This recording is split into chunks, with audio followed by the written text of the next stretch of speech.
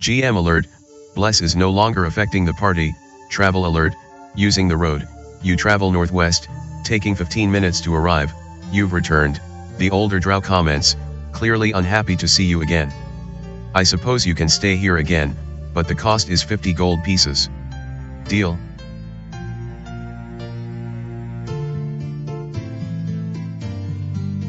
GM note, Janet lost 50 gold pieces. You provide the selfish dark elf with the appropriate funds and soon find yourselves back within the same room where you were attacked last time, the heavy dresser still in place against the secret panel in the far corner. Hopefully, this time your stay will be less eventful. You can sleep here as long as you wish, memorize spells, and otherwise take care of yourselves. Once you leave, however, you will have to pay to rent another room.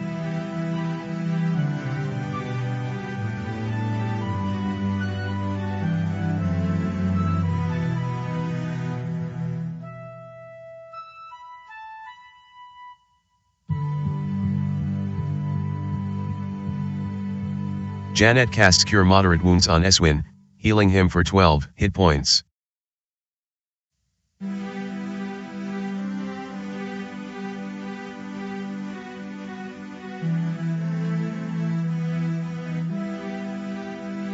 Kartha casts Cure Light Wounds on Janet, healing her for 9 hit points.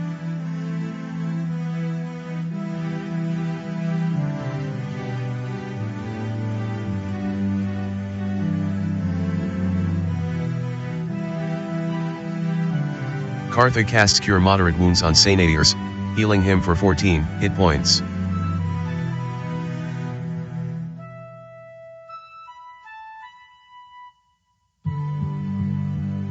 Kartha casts Cure Light Wounds on Eswin, healing him for 4 hit points.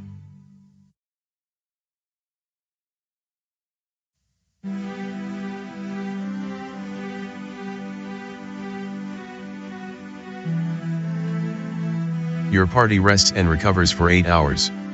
Wounds are tended, spells are memorized, and your heroes are refreshed and re-energized.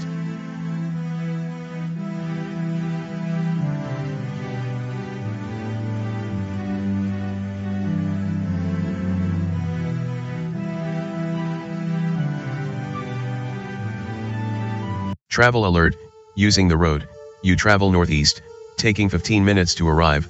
The dozen or so dark elven guards continue to stand watch here, unwilling to let you pass through until you show them a particular silver medallion.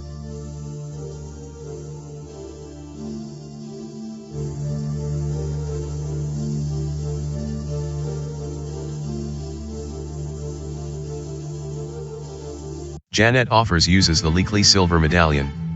Something like this? You ask, showing the rude drow the silver medallion you own.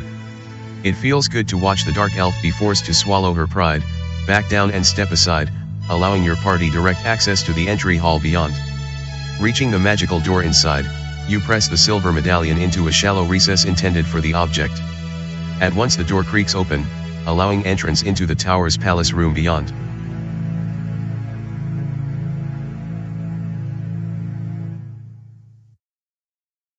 As you enter the palace room chamber and look around, you're surprised by the grandeur and decadence of the area. Fine paintings adorning the walls, a high, domed window casting magical light from above, an opulent throne near the far southern wall, and a variety of other pieces of furniture and luxurious objects fit, well, for a king. Another dozen or so drow guards stand about in strategic places, along with at least half a dozen regal townspeople, their fine clothing a perfect match for the splendor of the palace room here.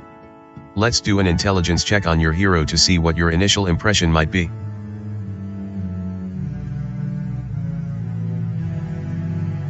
Needing a 13 or less from Janet, a 18 was rolled.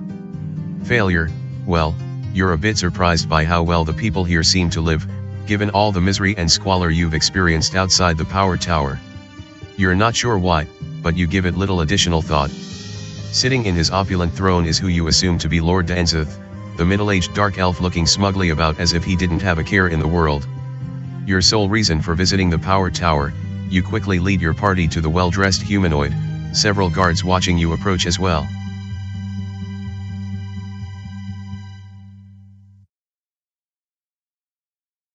Well done with the procurement of a silver medallion, the drow elven lord announces as you arrive, Still rather suspicious. Of course, medallion owners must swear their undying fealty to me, kiss my ring to prove your allegiance. Several of your heroes react in shock, the request both disrespectful and disgusting. All eyes then turn to you. How do you handle the request? Choose an option: agree, kiss the ring on Lord Daenzeth; disagree, respectfully decline the offer; refuse, and accept the consequences.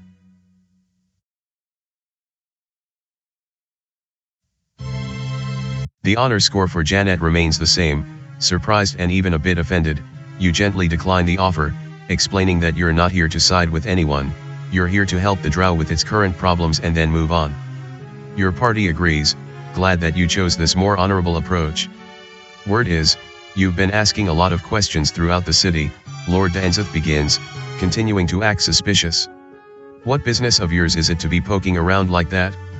I can assure you, I have everything under control.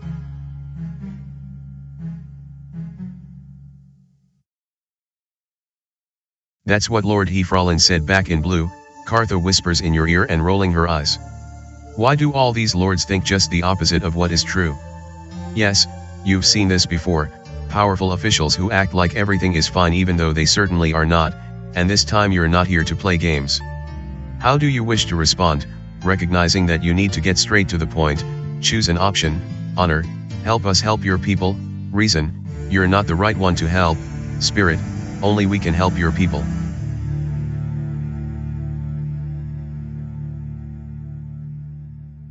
Attempting to play the spirit card, you tell Lord Daenzeth to accept your party as, Lyclea, the only heroes available to solve the mysteries here in Grim-Tir and help save everyone. While courageous, the Dark Elf does not seem interested in the least.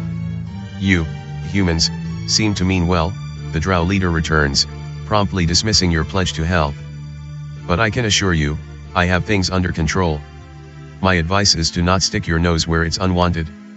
People often get hurt doing that. That sounds like a threat. Let's do a wisdom check on your hero and see what happens.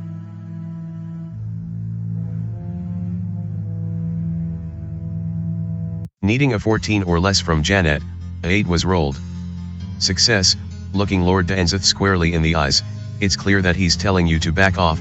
He does not need, want, or appreciate any help.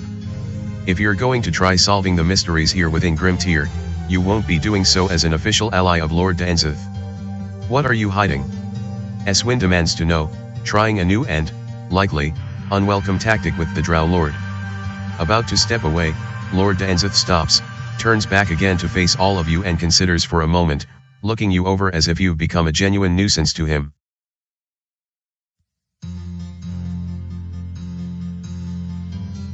Look. You are unwelcome guests here in Lyclea and I could have all of you killed immediately if I wanted. We all know there is something going on here, but until I can deal with it, it's business as usual. The poor and destitute remain where they are, the richer houses control them and they all answer to me. I don't want anything to unbalance the status quo, especially a bunch of do-gooders who know nothing. That's quite the selfish attitude to take, Cartha responds, not afraid to speak her mind.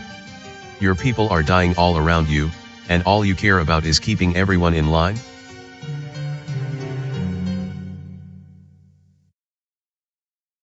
Power and control is everything. Lord Daenzeth counters, convinced of his own rhetoric. It's my city, my riches, and my right to do as I wish. Besides, we've survived here for 1,000 years, we can handle a little more adversity. So you will allow your people to suffer and die, just so you can keep what you have. Cartha clarifies, disgusted with the Dark Elf's position. Doesn't their lives matter to you, even in the slightest? It's every drow for himself, the Lord sneers, about to turn away. And I will do whatever it takes to make sure I stay on top. Whatever it takes.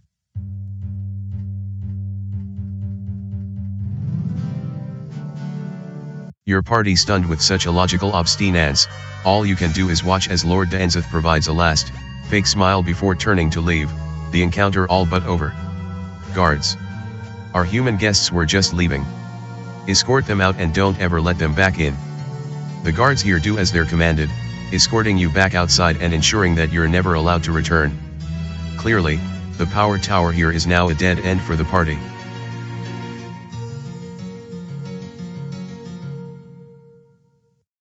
GM note, your quest log has been updated.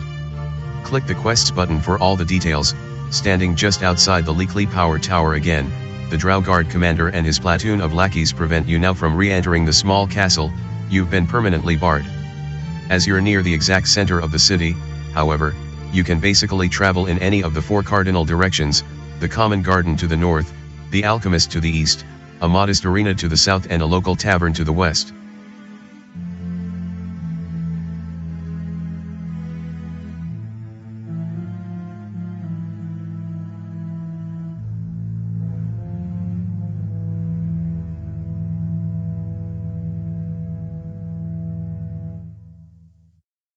Travel alert, using the road, you travel south, taking 10 minutes to arrive, returning to the front gate of the arena. Your business here is done, there is nothing more you can do. Paths. Travel alert, using the road, you travel south, taking 5 minutes to arrive. This small stone building is closed and locked, obviously intended to incarcerate those who have violated some local law. It may or may not be occupied, but given that it's magically sealed, you probably won't be finding out what's inside anytime soon. A lone dark elf guard stands before the door, watching you warily.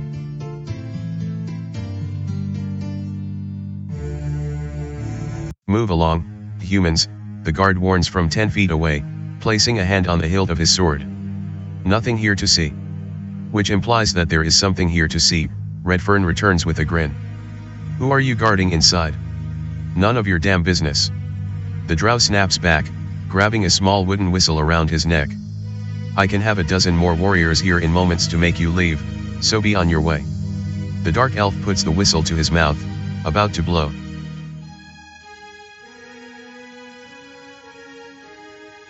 Wait a moment, the guard suddenly commands, taking your party by surprise.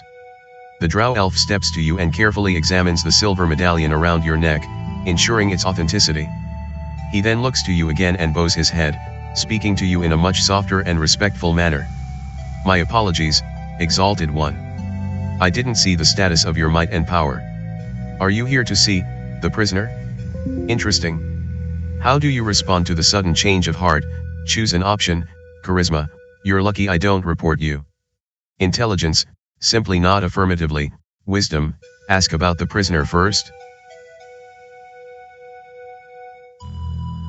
Having no idea who this prisoner is but going along with the ruse, you matter-of-factly ask about the prisoner, doing so in a way that sounds like you already know who he or she is and simply wants to know how the presumed dark elf is doing. He's not at all well, the guard acknowledges with a soft and respectful voice, as if he were talking about his own father. He's probably got just a few days left.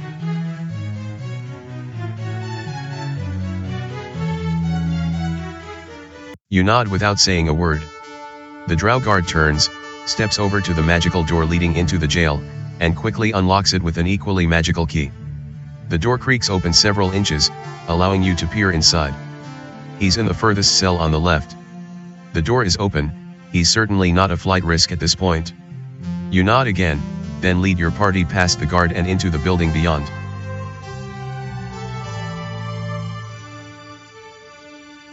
The jail's interior is what you'd expect, an initial entry area followed by a long hallway with iron bars on both sides, perhaps 10 cells altogether. Rather surprisingly, nobody seems to be here, a silence you weren't quite expecting. Remaining cautious, you lead your heroes down the hallway, carefully inspecting each jail cell and finding all of them empty, until you reach the far cell on the left.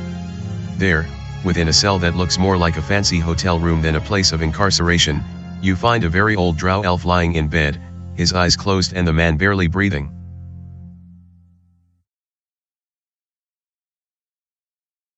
The scene bizarre but no threat, you lead your heroes into the jail cell and slowly approach the ancient elf. By the looks of things here, you suspect that the man before you was once quite wealthy and powerful, but he is now literally on his deathbed, and it appears he is dying alone. Moments later, the elderly drow opens his eyes and looks about, noticing your party and quite surprised. Who are you? An obvious and fair question. How do you respond? Choose an option. Curiosity, we want to ask a few questions. Empathy, can we help you at all? Optimism, we're friends, don't be afraid.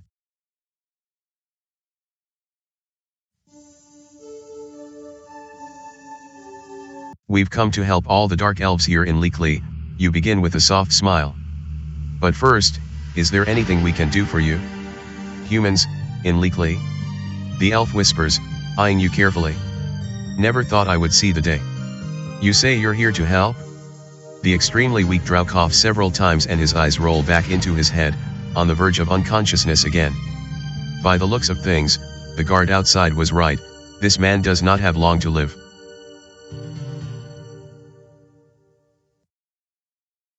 Still, the elf uses his remaining strength to push himself up a little, your party helping him and making sure he's comfortable. You then spend the next few minutes telling the man who you are and why you're here, keeping some of the more personal details to yourself, of course. I see, the dark elf whispers, contemplating what he's just heard. Very well.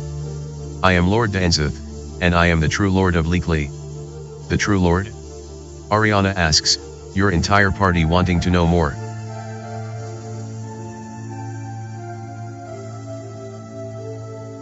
I've been Lord for nearly a century, the ancient drow continues, still quite weak. But when this aging disease struck, it was easy for my only son Tiracro to usurp my power, occupy the power tower and banish me here, to die. We've met this, son, Kartha comments, recalling his utter rudeness. There is a catastrophe here and all he cares about is wealth and power. That would be my doing, I am afraid. Lord Daenzeth responds, bowing his head.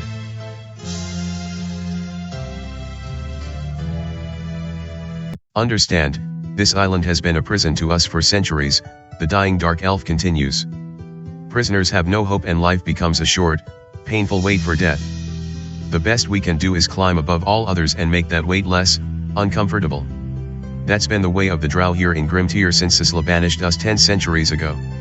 Hearing the name of Lyclea once again, and recognizing all the suffering that's occurred to the dark elves here for a millennium, how do you respond to Sainadirs? Choose an option. Diplomacy. I'm sure Lyclea meant well. Spirit. Was all this pain truly warranted? Tolerance. Maybe the drow deserve better?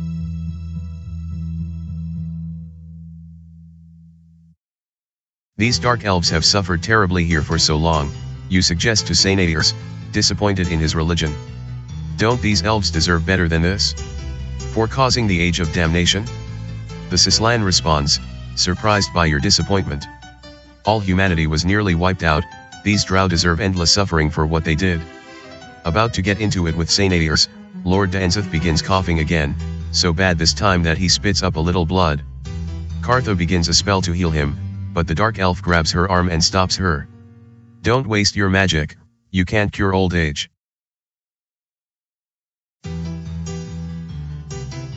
About that, Redfern continues, needing to know more. This aging sickness that most of the drow here has, do you know anything about that? And how is it that you're still alive? Eswin asks, somewhat insensitive but a good question nonetheless. Being the richest and most powerful elf on the island has its benefits, the Lord responds with half a smile. There is a human mage that lives close to the central forest, his name is Balybus, he cast a spell on me that slowed down the aging effects.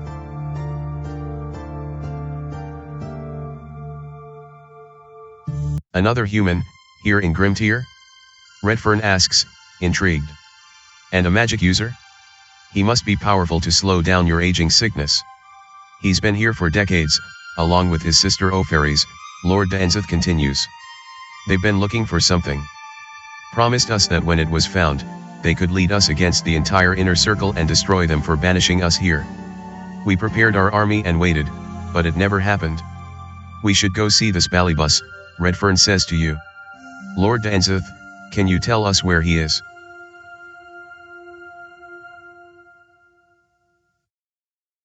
He built a manor just outside the forest many years ago, the dark elf continues, his voice failing and his body about to pass out. He's probably dead now, the old gods probably destroyed him. And with that, Lord Daenzeth slips back into unconsciousness, his death just days, or even hours away. Kartha pulls a blanket up to keep him warm, then turns to you with a most serious look.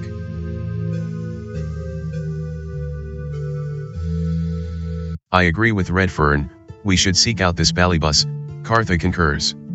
These drow are all doomed if we stay here in Lyclea any longer. The words of Kartha seem to resonate with everyone in your party. Agreeing that it's time to leave the city and find this Ballybus mage, you look down to the actual Lord Danzith one last time and then lead your heroes out of the regal jail cell and back to the entrance of the building.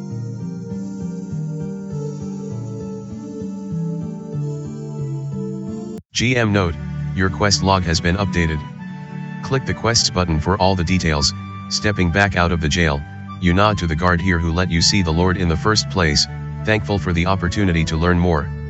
The guard nods respectfully back in return, the encounter coming to a close. Now, you just need to figure out how to leave the city, as you can't go back through the closed main gate to the north.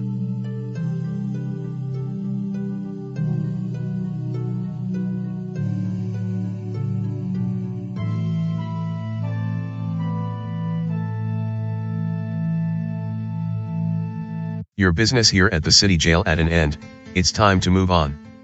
The road north will take you back to the arena, while a darker and more sinister road east will take you into the seedy backstreets of the city.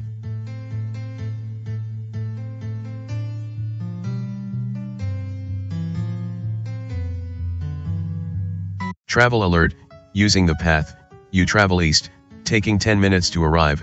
A variety of older buildings and warehouses line the streets here, several seedy and suspicious dark elven characters eyeing your every move. If you've come to buy and sell on the Lyclea black market, this is likely the place to do so. Doing some initial exploration, you sense that a significant number of dark elves live in squalor throughout this area, dozens of older, miserable eyes watching you from the shadows. Poking about a little more, let's do a party intelligence check and see what you may find. Needing a 14 or less from your heroes, a 19 was rolled. Failure, other than recognizing that these buildings are all so old that they should be condemned and razed to the ground, that's all you notice here. Asking around, you soon find a dark merchant who is buying and selling with several similar shady characters. As you advance, however, a small gang of ruffians spoiling for a fight begin to push you around, demanding to know your business here. The fight is on.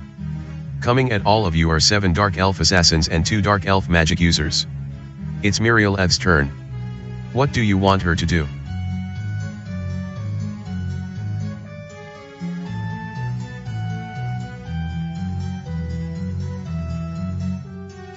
Marioleth casts Lightning Bolt on roughly half of all encountered combatants, electrocuting them. Dark Elf Assassin number 1 avoids the attack altogether.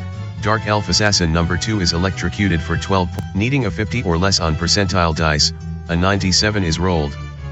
Failure. Barthol tries to blend into the shadows but is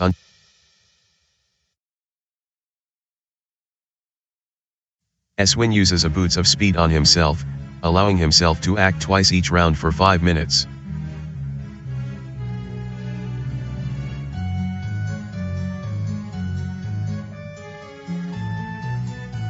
Kartha casts Spiritual Hammer on Dark Elf Magic user number 2, bashing him for 5 points of damage for 10 minutes. Dark Elf Magic user number 2 has been defeated. Dark Elf Assassin number 4 attacks. Dark Elf Magic user casts Fly on himself, allowing him to fly for an hour. It's Redfern's turn. What do you want him to do?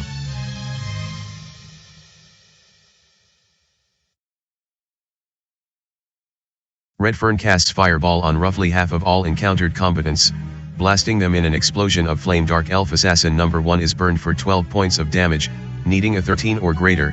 Dark Elf Assassin number 1 rolls. It's Janet's turn. What do you want her to do?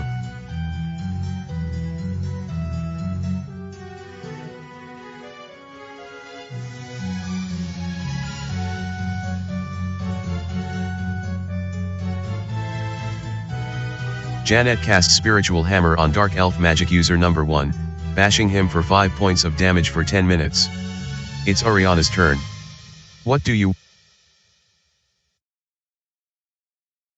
Ariana uses a Boots of Speed on herself, allowing herself to act twice each round for 5 minutes. It's Senires's turn.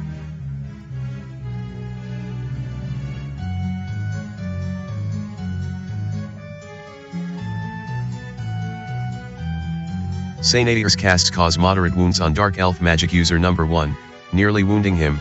Dark Elf Assassin number 2 attacks Sainadius with his Dark Elf Assassin number 5 attacks Sainadius with his short sword +1, needing a 20 to hit. Die roll is a 13. GM note, A new combat round has begun. Initiative is rolled, with higher values acting first. It's Ariana's turn. What do you want her to do? Ariana readies her longsword +2 and swings at Dark Elf magic user number 1, needing a 20 to hit. Die roll is a 5, +3 to hit. Ariana misses Dark Elf magic user number 1. It's Eswin's turn. What do you want him to do? Eswin readies his longsword +2 and swings at Dark Elf assassin number 6, needing a 16 to hit. Needing a 50 or less on percentile dice, a 7.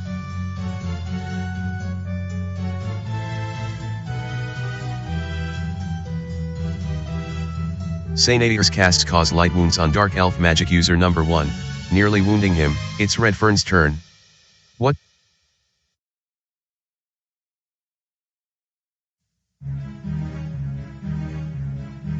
Redfern casts magic missile on Dark Elf magic user number 1, striking him with a magic missile for 8 points of. Janet directs her spiritual hammer at Dark Elf magic user number 1, bashing him for 2 points of damage and leaving him with 8 hit points. Dark Elf assassin number 3 attacks Eswin with his short sword +1, needing a 21 to hit. Dark Elf assassin number 5 attacks Sainadius with his short sword. Dark Elf assassin number 6 attacks Eswin with his short sword. It's Janet's turn. What do you want her to do?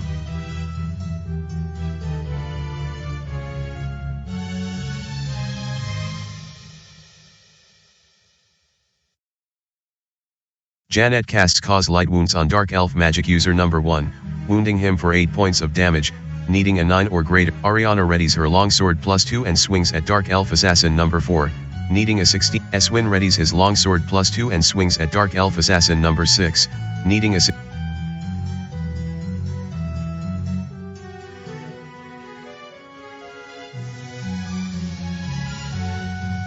Kartha casts cause moderate wounds on Dark Elf assassin number 1, nearly wounding him. Marioleth casts web on roughly half of all encountered combatants, attempting to immobilize them in sticky goo. Dark Elf assassin. It's Kartha's spiritual hammer's turn. What do you want it to do? GM note, a new combat round has begun. Initiative is rolled. Ariana readies her longsword +2 and swings at Dark Elf assassin number 4, needing a 6. Eswin readies his longsword +2 and swings at Dark Elf assassin.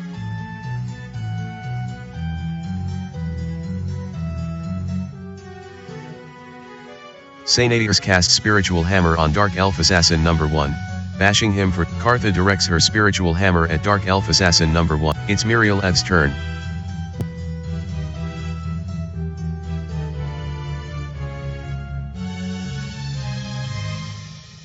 Marioleth casts phantasmal force on Dark Elf assassin number 5. It's Ariana's turn. What do you want her to do? Ariana readies her longsword +2 and swings at Dark Elf assassin number 4. Eswin readies his longsword +2 and swings at Dark Elf assassin number 6.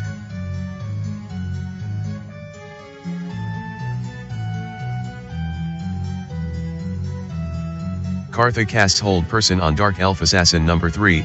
It's Janet's turn. What do you want her to do?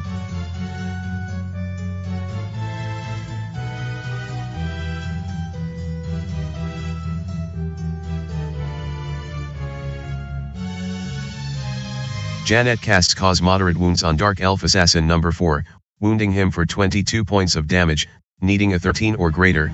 Janet directs her spiritual hammer at Dark Elf assassin number 6. It's Redfern's turn.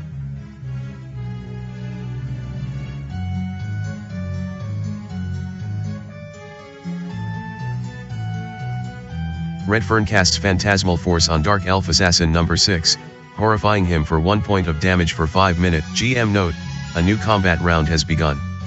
Initiative is rolled. Ariana readies her longsword +2 and swings at Dark Elf assassin number 6. Eswin readies his longsword +2 and swings at Dark Elf assassin.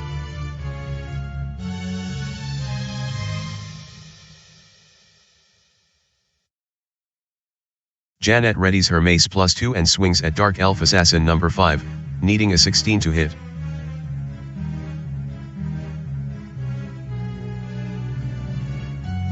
Redfern casts magic missile on Dark Elf assassin number 5, striking him with a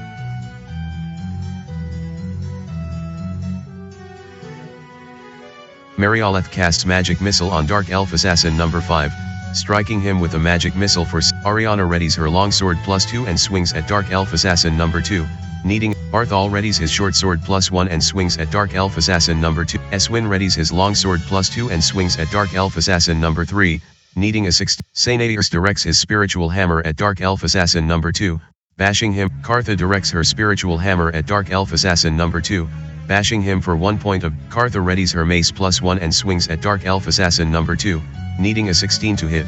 Janet directs her spiritual hammer at Dark Elf Assassin number 2, bashing him for. Redfern directs his phantasmal force at Dark Elf Assassin number 2. Sainairs readies his mace +1 and swings at Dark Elf Assassin number 2, needing a 16 to hit. GM note, a new combat round has begun. Ariana readies her longsword +2 and swings at Dark Elf Assassin number 3. Eswin readies his longsword +2 and swings at Dark Elf Assassin number 3, needing a. Janet directs her spiritual hammer at Dark Elf Assassin number 3, bashing him for 2 points of damage and defeating him. Well done. All combatants have been defeated, ending the battle. Each hero receives 178 experience points. You drive the rough Ians away and look around, at least a dozen additional dark elves eyeing you warily.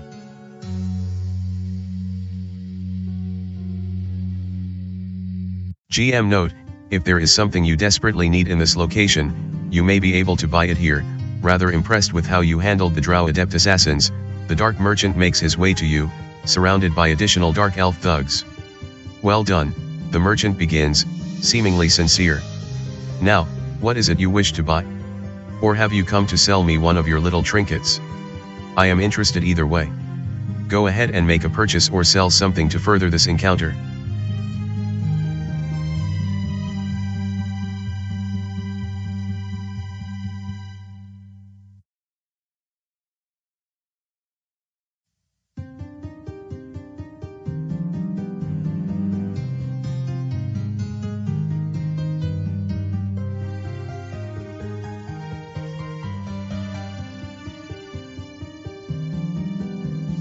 The Dark Merchant acknowledges your transaction with another subtle smile. There's something else we wish to buy, information, Eswin then acknowledges, taking you a little by surprise. I can likely be of help, the Dark Merchant returns, open-minded to your needs. It will cost you, of course, but what do you want to know? We can't quite figure out how to leave Lyclea, Eswin continues. The main gate is closed due to the recent old god attacks. Do you know another way out of the city? I know of a way out, but that nugget of information will cost 250 gold pieces. Choose an option, pay the bribe, 250 gold pieces, skip the bribe and walk away.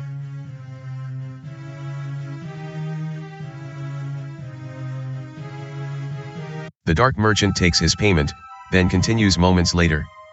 Around the corner there is an abandoned warehouse.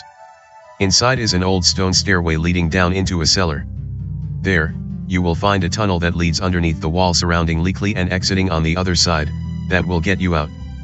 However, once you're out, there is no returning to the city. Understood?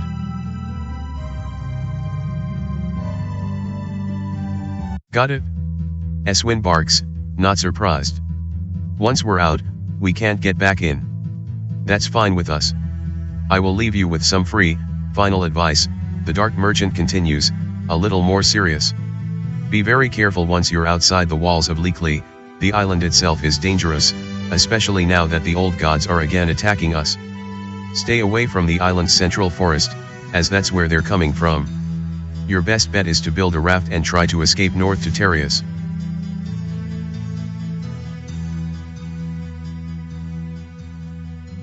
GM note, your quest log has been updated. Click the quests button for all the details. The Dark Merchant continues to stand ready to sell you hard to find things, though for a very steep price. While you can return west if you wish, you can also escape Lyclea now altogether by selecting the first option within the Travel to New Area drop-down menu.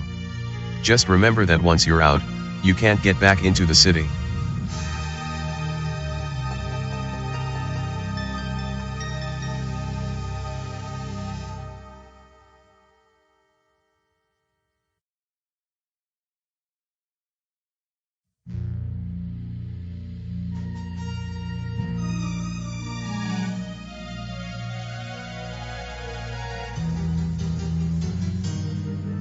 Travel alert, using the tunnel, You travel south, taking 15 minutes to arrive. Following the underground tunnel that the dark merchant told you about, you eventually reach a magical one-way door that leads outside into the island wilderness beyond. As you emerge outside, the door closes behind you and disappears. You are now cut off from Lyclea and can't return. While the tall stone wall surrounding Lyclea dominates the view to the east, you otherwise stand in a sea of prairie for as far as the eye can see. A small path leads past the city to the northwest, where, after a day's march, lies the manor and forest you were told about. It's nice to have left the city and reached this open prairie. Ariana begins with a smile, taking a deep breath to smell the fresh air. Though I feel sorry for all those dark elves back in there. A few of your heroes agree, when looking around and then heading northwest along the small path here. This seems the only way, the dark-skinned warrior announces, marching the party forward. Hopefully this path will take us to that manor the old lord told us about. All in agreement, you then head northwest, soon leaving the city of Lyclea behind. The party is beginning to feel the effects of the aging disease. A few hours later, you continue to trek along the simple path, the colorful plants and occasional trees of the open prairie here rather pleasing. As you move along, however, you're noticing something about your body. You seem rather sore, a lot stiffer than you would expect. In fact, let's go ahead and do a constitution check on your hero and see what you further notice.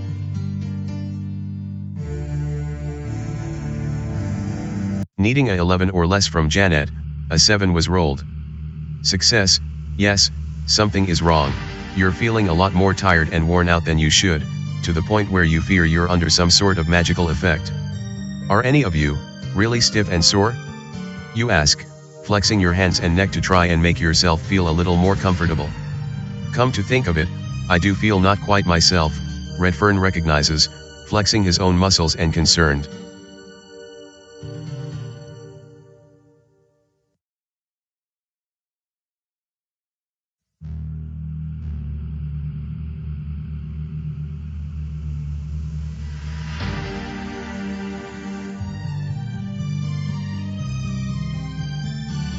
I feel it too, Eswin adds, massaging his own neck.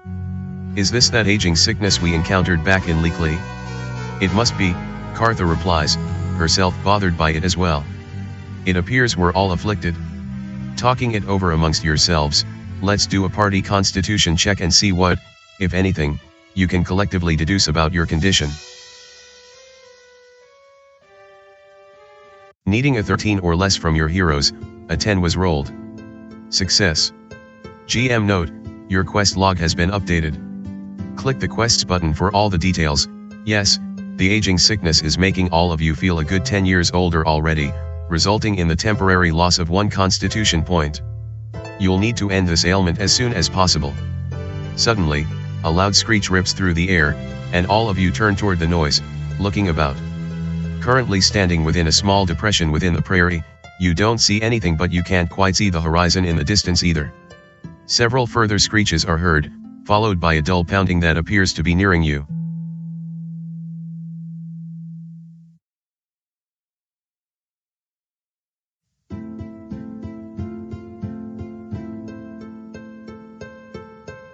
Several bird-like, reptilian creatures then appear above you, flying about as if they're considering you prey. The wings of these beasts are some 30 feet across and their beak-like mouths are lined with sharp teeth, appearing as dangerous adversaries. Far worse, however, is the monstrous dinosaur that has just appeared at the edge of the depression you're standing within. The creature is enormous, at least 30 feet from nose to tail, and its head is some 6 feet in width, filled with teeth some 3 to 6 inches in length. Together, the pteranodons and the Tyrannosaurus rex appear to be very formidable monsters. What do? Choose an option: Constitution, defend as best you can; Dexterity, attempt to outrun the beasts; Strength, take the fight to the monsters. The reason score for Janet remains the same, probably your best option. Your heroes draw into a small group with your backs to each other, preparing yourselves for a hell of a fight. The flying pteranodons and the massive T-Rex then dart in your direction, seeing your party as prey needing to be ripped apart and devoured. Your party is under attack. Eyeing the entire party are 5 pteranodons and 1 Tyrannosaurus Rex. It's Barthol's turn. What do you want him to do? Needing a 50 or less on percentile dice, a 39 is rolled. Success. Barthol blends into the shadows, hiding from all combatants and receiving a +4 to hit and potentially doing triple damage upon his next attack. Pteranodon number 2 attacks Ariana with its bite, needing a 24 to hit. Die roll is a 3, +5 to hit. Pteranodon number. It's Janet's turn. What do you want her to do?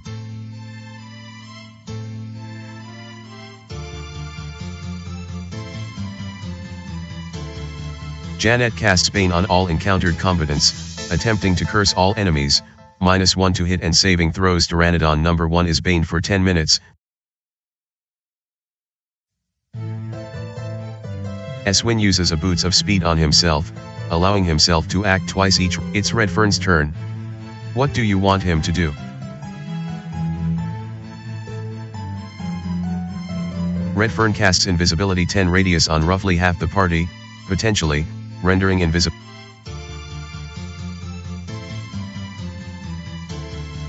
Sainairs casts Bless on the entire party, potentially blessing them. Janet is blessed for 10 minutes, it's Ariana's turn. What do you want her to do?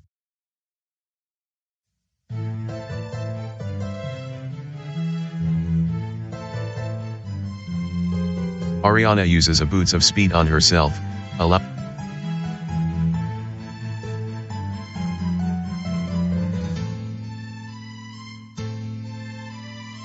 Marioleth casts Magic Missile on Tyrannosaurus Rex, striking it with a Magic Missile for 8.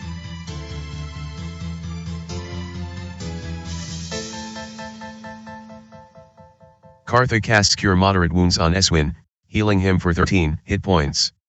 Pteranodon number 4, Tyrannosaurus Rex attacks Janet with its bite, needing a 28 to hit.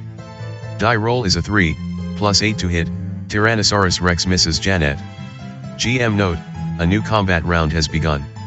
Initiative is rolled, with higher values acting first. Ariana readies her longsword +2 and swings at Pteranodon number 1, needing a 11 to hit. Eswin readies his longsword +2 and swings at Pteranodon number 5, needing a 11 to hit.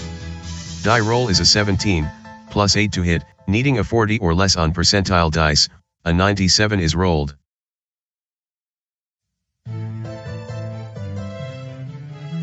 Redfern casts Web on roughly half of all encountered combatants, attempting to immobilize them in sticky goo. Pteranodon number 1 avoids the attack altogether. It's Ariana's turn. What do you want her to do? Ariana readies her longsword +2 and swings at Pteranodon number 1, needing a. Eswin readies his longsword +2 and swings at Pteranodon.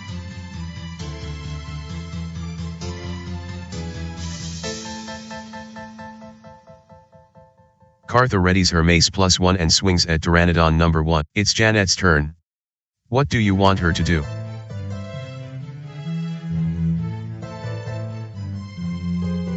Janet uses a Blink Dog on Tyrannosaurus Rex, biting it for 5 points of damage for a half hour.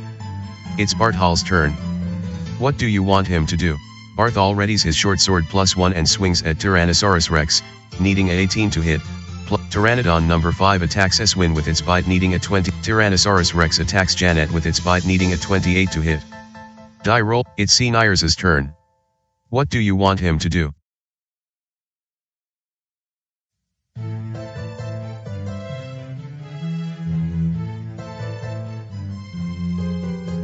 Sainairs readies his mace +1 and swings at Pteranodon number 1, needing. GM note, a new combat round has begun. Ariana readies her longsword +2 and swings at Pteranodon number 2, needing. Eswin readies his longsword +2 and swings at Pteranodon number 5, needing a 11 to hit. Kartha readies her mace +1 and swings at Pteranodon number 2, needing a 12 to hit. Die roll. Sainairs readies his mace +1 and swings at Tyrannosaurus Rex, needing a 22 to hit. Die roll is a 19, +6 to hit. Sainairs. Marioleth readies her longsword +1 and swings at Pteranodon number 3, needing a 11. Ariana readies her longsword +2 and swings at Pteranodon number 3. Eswin readies his longsword +2 and swings at Pteranodon number 3. It's Janet's turn. What do you want her to do? Janet readies her mace +2 and swings at Pteranodon number 4.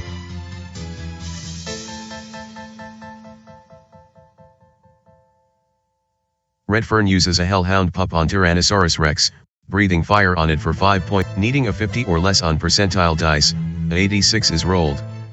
Failure, Janet directs her blink dog at Tyrannosaurus Rex, biting it for 4 points of damage and GM note, a new combat round has begun. Initiative is rolled, with higher values Ariana readies her longsword +2 and swings at Pteranodon number 4, needing a 11 to hit. Eswin readies his longsword +2 and swings at Pteranodon number 4, needing a 11 to hit. Die roll is a 13, +8 to hit. Marioleth readies her longsword +1 and swings at Pteranodon number 4, needing a 11 to hit. Arthal readies his short sword +1 and swings at Pteranodon number 4, needing a 11 to hit. Redfern directs his Hellhound pup at Tyrannosaurus Rex, breathing fire on it. It's Ariana's turn. What do you want her to do? Ariana readies her longsword +2 and swings at Tyrannosaurus Rex, needing it. Sainairs readies his mace +1 and swings at Tyrannosaurus Rex. Eswin readies his longsword +2 and swings at Tyrannosaurus Rex. Janet readies her mace +2 and swings at Tyrannosaurus Rex, needing. Redfern casts Magic Missile on Tyrannosaurus Rex, striking it with a Cartha readies her mace +1 and swings at Tyrannosaurus Rex. Janet directs her blink dog at Tyrannosaurus Rex, biting it for 1 point of damage. GM note, a new combat round has begun. Ariana readies her longsword +2 and swings at Tyrannosaurus Rex. Eswin readies his longsword +2 and swings at Tyrannosaurus Rex, needing a 20. Sainairs readies his mace +1 and swings at Tyrannosaurus Rex, needing a 22 to hit. Needing a 50 or less on percentile dice, a 46 is rolled. Janet readies her mace +2 and swings at Tyrannosaurus Rex. Ariana readies her longsword +2 and swings at Tyrannosaurus Rex, needing a 22 to hit. Die roll is a 1, which is an. Redfern readies his quarterstaff +1 and swings at Tyrannosaurus Rex, needing it. Eswin readies his longsword +2 and swings at Tyrannosaurus Rex. Marioleth readies her longsword +1 and swings at Tyrannosaurus Rex, needing. Redfern directs his Hellhound pup at Tyrannosaurus Rex, breathing fire on it for 5. Cartha readies her mace +1 and swings at Tyrannosaurus Rex. Janet directs her blink dog at Tyrannosaurus Rex, biting it for 3 points of damage and leaving it with. GM note, a new combat round has begun. Initiative is rolled. Janet readies her mace +2 and swings at Tyrannosaurus Rex, needing a 22 to hit. Arthal readies his short sword +1 and swings at Tyrannosaurus Rex, needing a 18 to hit, +4 due to hiding in shadows. It's Ariana's turn. What do you want her to do? Ariana readies her longsword +2 and swings at Tyrannosaurus Rex. Sainairs readies his mace +1 and swings at Tyrannosaurus Rex, needing. Eswin readies his longsword +2 and swings at Tyrannosaurus Rex, needing a 22 to hit. Die roll is a 15, +8 to hit. Eswin hits Tyrannosaurus Rex, doing 11 points of damage and defeating it. Well done. All combatants have been defeated, ending the battle. Each hero receives 725 experience points. While you're able to chase the Pteranodons away, the T-Rex is stubborn and continues to fight even after seemingly defeated.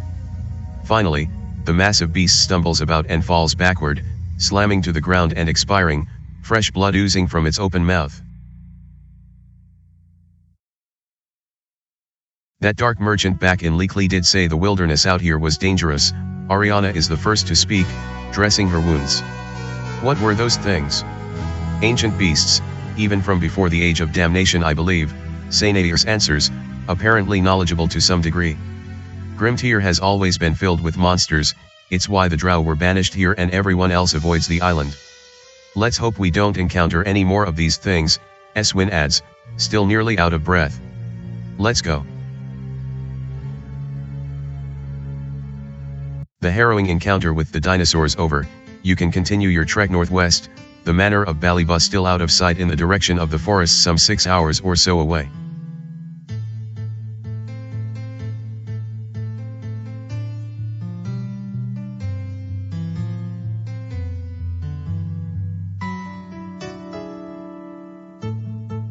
GM alert, Bless is no longer affecting the party.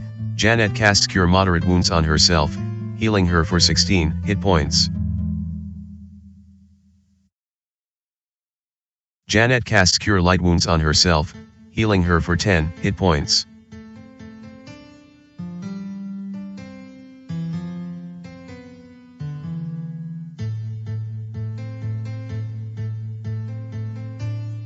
Cartha casts Cure Light Wounds on Sainairs, healing him for 8 hit points.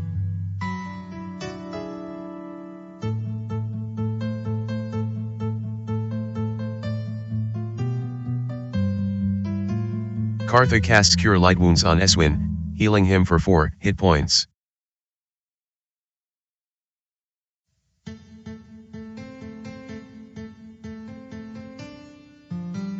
Your party rests and recovers for 8 hours.